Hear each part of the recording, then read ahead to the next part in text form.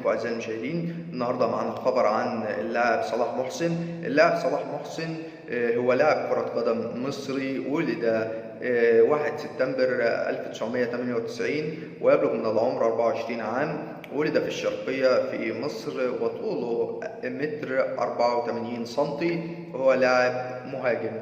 معلومات عن النادي الحالي: يلعب حاليا في نادي الأهلي، ومسيرته الشبابية في نادي إنبي.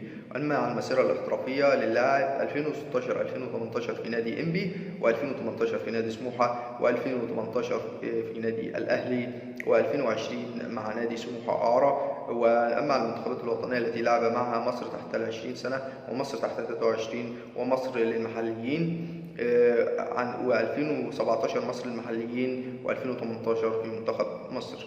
أشكركم أعزائي المشاهدين، وأتمنى دايما أن تتابعونا باستمرار وتشتركوا في القناة وتفعلوا زر الجرس عشان يوصلكم منا كل جديد وحصري عن أخبار الكرة العالمية والمحلية.